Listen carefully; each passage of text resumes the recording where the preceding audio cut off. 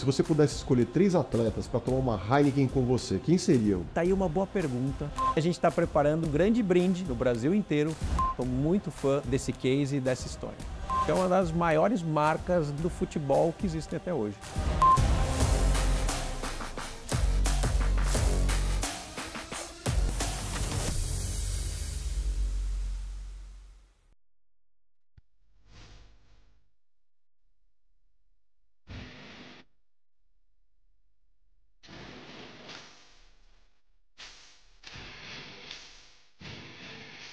Bem-vindo à Heineken, né?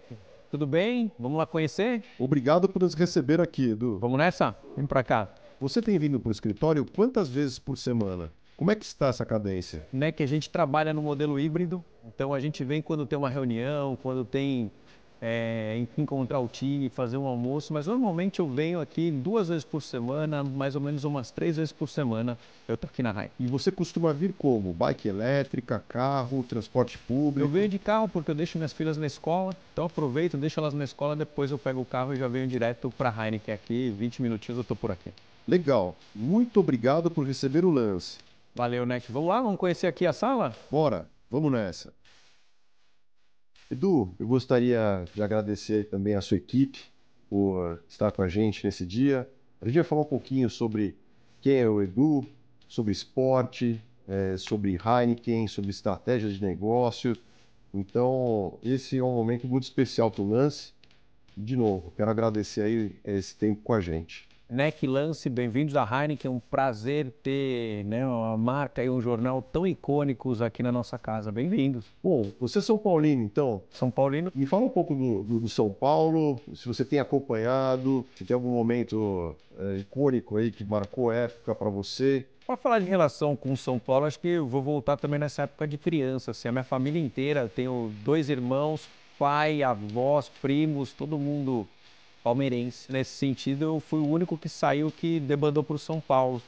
E aí, como bom brasileiro, depois que você escolhe um time, eu acho que você tem esse direito de mudar até uns 8, 9 anos, até a hora que você entende. Até essa época eu era São Paulino, não mudei e fiquei. Né? Foi minha paixão, é minha paixão, né? Desde então. A gente costuma falar mais do passado do que o presente, ainda que recentemente a gente tenha levado a Copa do Brasil. E depois que minhas filhas nasceram, eu fui me distanciando do futebol. Mas o que eu vejo na televisão hoje são os gols. E normalmente, quando eu paro para assistir alguma coisa, é o jogo do São Paulo. Então eu não deixo de acompanhar e não deixo de acreditar que o time vai voltar a ter momentos tão gloriosos como teve no passado. Mas eu me lembro muito, muito, de uma forma assim como se fosse hoje, das épocas do bicampeonato da Libertadores. Eu fui nas 3 finais, né? E a gente foi bicampeão só, ou seja, eu fui nas 2 que ganhou, mas eu também fui na que perdeu. Quando foi a de 2005, eu estava fora, eu morava na Espanha, eu não consegui acompanhar, vi lá de longe, celebrei muito, mas na de 2006 eu estava lá também quando perdeu para o Inter, então eu tenho acompanhado essa história do São Paulo, mesmo tendo me distanciado um pouco do futebol como um todo. Mas o que aconteceu que você deixou de ser palmeirense para virar São Paulino? Foi o que? Influência dos amigos? Você quis desagradar alguém ali que era palmeirense? Você falou, quer saber, agora você é São Paulino?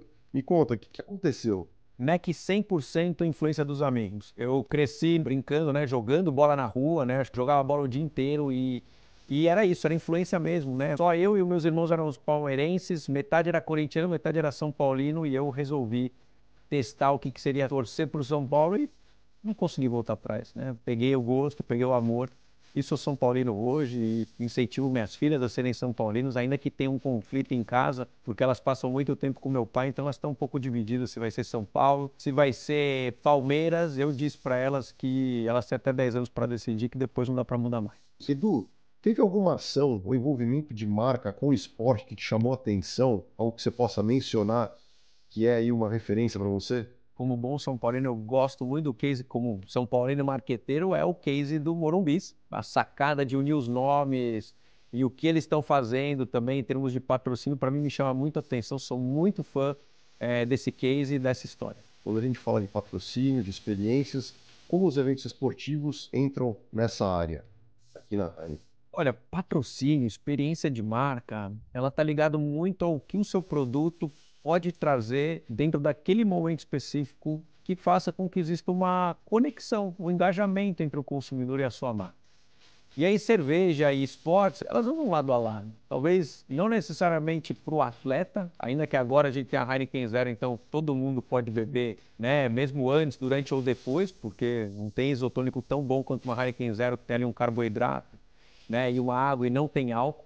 Mas quando a gente fala de assistir, né, o futebol, assistir um esporte, se juntar com alguém para ver o seu time jogar, eu acho que a cerveja ela tem um papel muito legal nisso. E ela entra de forma muito orgânica, e não só no esporte, como você pode transcender isso também para outros tipos de patrocínio, como música, por exemplo, né? E quando você pergunta, né, para quem está assistindo esporte, que produto caberia aqui? Se não for primeiro, se não for segundo, no máximo em terceiro, a cerveja está lá. Quando você fala de show, é com certeza a primeira. Então tem muita sinergia do produto com aquele momento. E aí falando mais até do que cerveja Heineken, a Heineken é mais do que uma cerveja, ela é um entretenimento. Quando a gente entra num patrocínio, a gente entra para elevar aquele entretenimento. Então se a gente pegar a nossa história com a Champions, mais de 20 anos de parceria.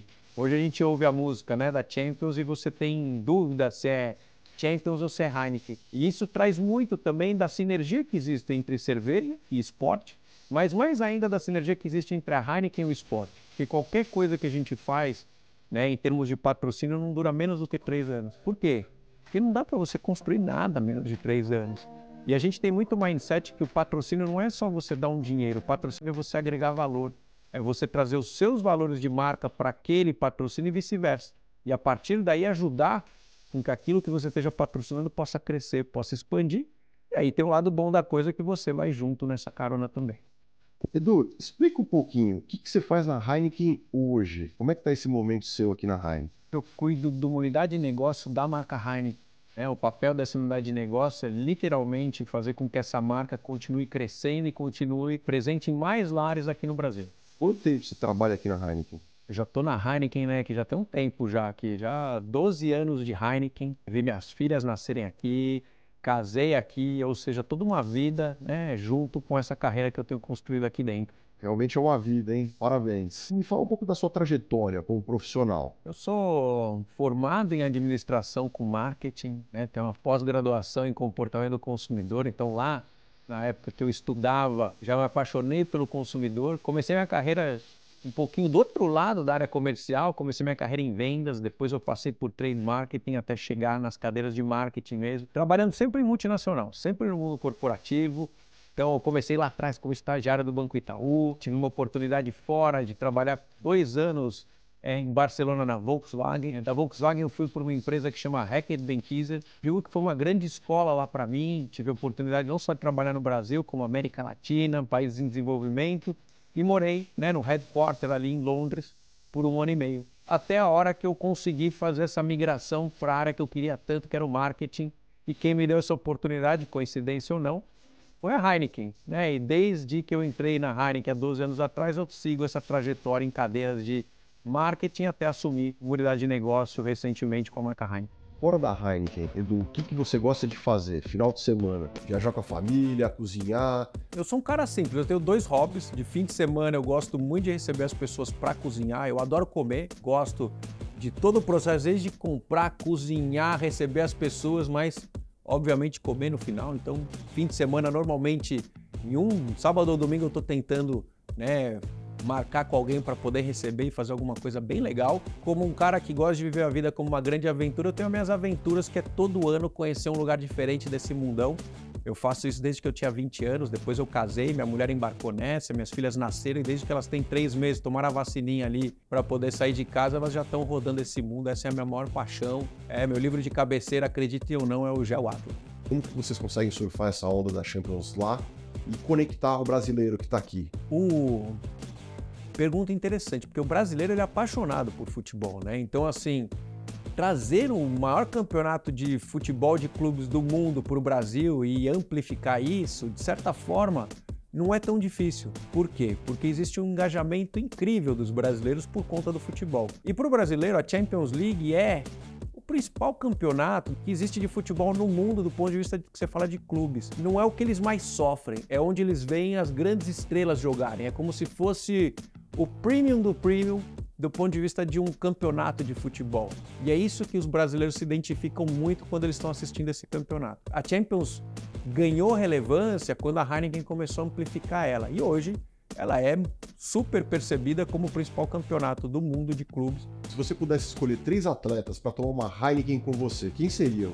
Primeiro eu escolhi o Rogério Ceni, né, que é o grande ícone ali do São Paulo e tudo, seria um cara que eu convidaria ali para tomar uma cerveja. Como bom São Paulino também vou pegar o cara que está arrebentando agora, no momento, que é o Lucão, tomaria uma com ele também, e aí traria para essa mesa, acho que o maior ícone que a gente tem no esporte brasileiro, que é o Ayrton Senna, que por coincidência, né, 30 anos da morte dele, e a gente tem, né, uma homenagem com a marca Heineken para ele. Esses seriam os 3. Poxa, legal. Essa homenagem ao Ayrton Senna que vocês estão aí desenvolvendo, fiquei curioso. Como que a Heineken vai homenagear o Ayrton Senna? 30 anos da morte do maior ídolo do Brasil, e a gente preparou uma homenagem à altura.